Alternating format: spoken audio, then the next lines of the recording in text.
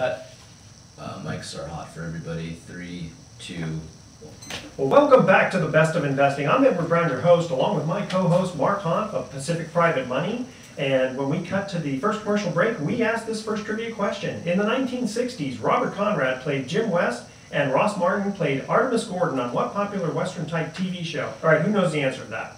I had to scratch my brain. It's the Wild West, isn't The it? Wild West. You have to get Wild two wilds in there. I was wondering if it was one or two. That's right, yeah. We are in the studio here with Damon Connolly, who is a San Rafael City Council member, and he's the chair of the Marin Energy Authority, also known for a lot of people as the Marin Clean Energy Program. Damon, welcome to the Best of Investing, and tell us all about what is going on with Marin Energy Authority. What is it? How does it relate to us? Opting in, opting out, blah, blah, blah, blah, blah.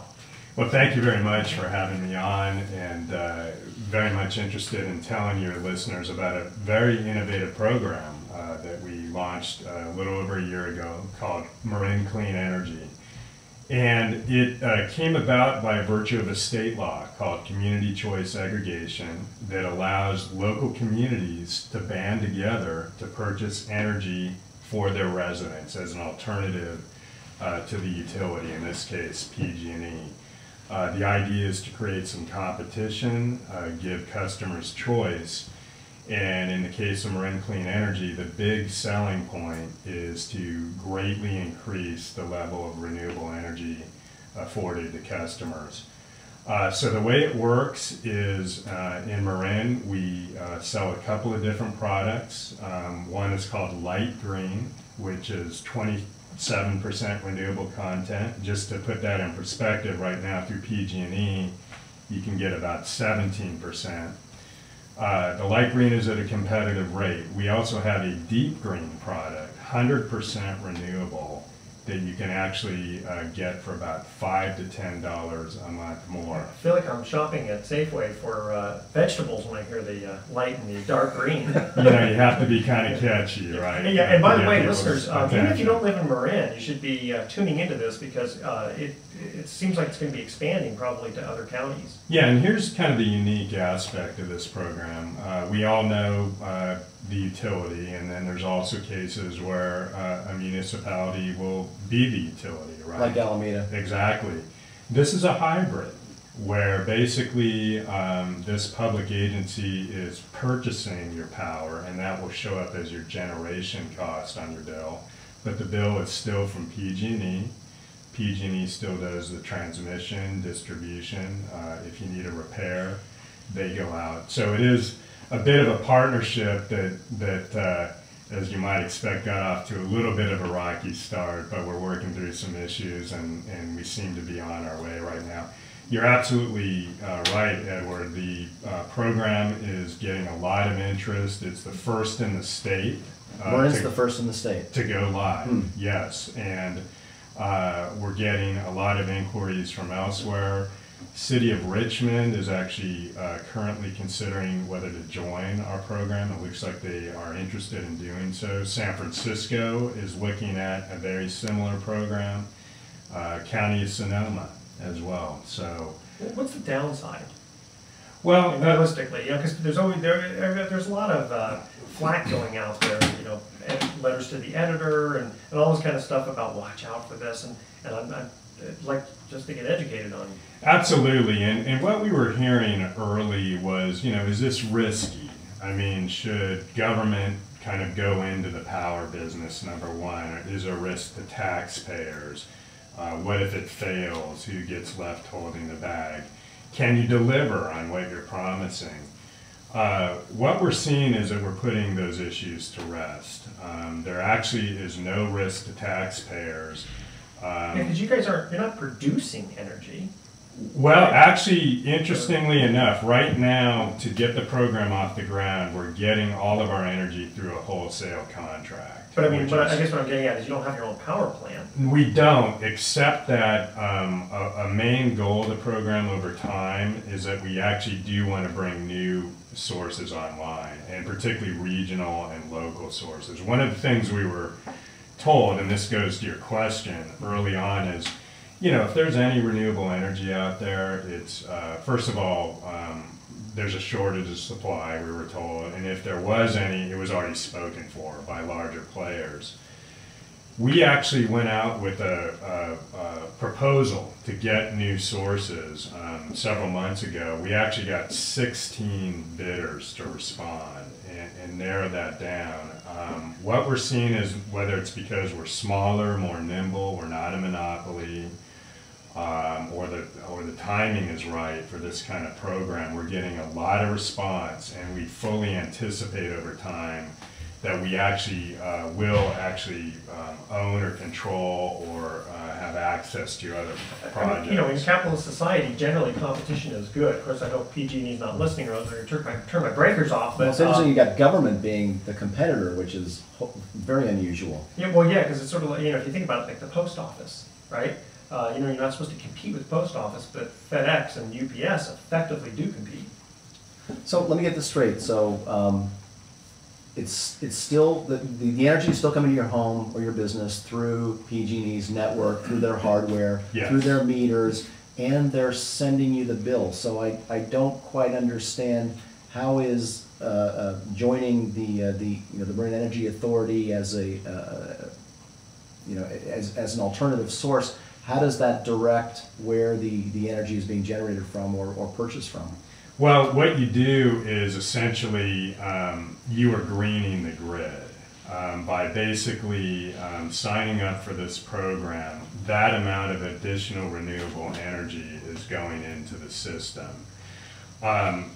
Another kind of way we are being very innovative is through a program called net energy metering, where if you overbuild solar on your rooftop, for example, if you're a business or residence, currently what will happen is that your bill gets zeroed out through PG&E. Marin Energy Authority will actually pay you retail for that additional solar that you generate.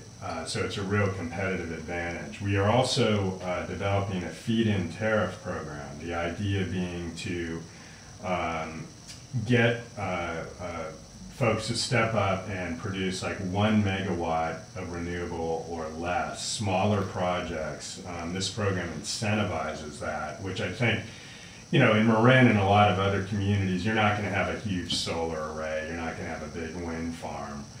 A lot of the future is going to rely on these smaller projects, and that's really, I think, also what we're trying to bring forward. Well, it's interesting when you mentioned about solar, because in the news lately is all of the solar companies. Solyndra going on. Yeah, exactly. Right. And I'm wondering how all of that kind of feeds in or plays into this. Well, we just inked a 31 megawatt deal with a solar provider. In-state in California. It's going to be new solar, 1 megawatt of which is going to be installed on parking structures in Marin. So not only is it an environmental advantage, you know, this is going to create jobs as well over time. The more solar panels you're installing, we're also moving toward developing an energy efficiency program through MEA. Yeah, because you don't see PG&E building the solar panels to compete with themselves. No. Right? Yeah. So there was a time a few years back, I remember I used to get phone calls that would say, "Hey, would you be interested in in changing your electrical provider?" Yeah. And they would go on to say, "It's it's still coming through PG&E, it's still coming through their hardware, but you're going to get a different bill, and you can save." And I don't remember what the savings was, 3 or 5%. It wasn't a huge amount, but it seemed like a no-brainer that you could just sign, and now you're getting your bill from a different company. And I obviously this is not with that in mind, although it sounded like there was an option that could actually save some money, but it's really, I guess the goal is really to promote renewable sources of energy. That's right. So if you're a commercial customer right now, you will be paying lower rates through Marin Energy than you would be through PG&E. On the residential side, there are competitive rates. Marin Energy is slightly higher in some tiers. But when you factor in the costs that communities are going to be incurring, for example, to comply with AB 32, the greenhouse gas requirements that are kind of coming down from the state over time, that's where this really makes a lot of economic sense to do. And I think that's where what we're seeing is where there was some initial hesitation by certain communities to join. For example, on the first run, 4 Marin cities chose not to join. They're now coming around. The most recent was Novato, which voted just the other night, this week, to join the program. Your hometown. I'll soon be getting a call, I'm sure. Is it a call or a letter that comes in that basically just says... Yeah, so another kind of quirk of the state law that created this program, it's actually an opt-out situation. So if your jurisdiction joins and it's time for you to get phased in, you will actually get a series of letters and public service announcements saying, okay, your decision, do you want to stay in or get out? I think, I'm guessing that is kind of one of the needles for some people, is the fact that they automatically get switched in and they have to make a proactive decision to opt out. Would you agree with that? I think that's right. I mean, we've heard that. Again, that came up at the Novato discussion the other night. But I think on balance, people saw the benefits of the program and said, let's give our customers or our residents of the city a choice. But the city decided to go in, and so now you have to opt out. All right, we are in the studio with Damon Connolly, who's San Rafael City Council member and also chair of Marin Energy Authority. We're going to cut to our second commercial break, and here is the second trivia question. In the 1960s, who said on many occasions, "Warning, Will Robinson, warning"? Give the name and the TV show.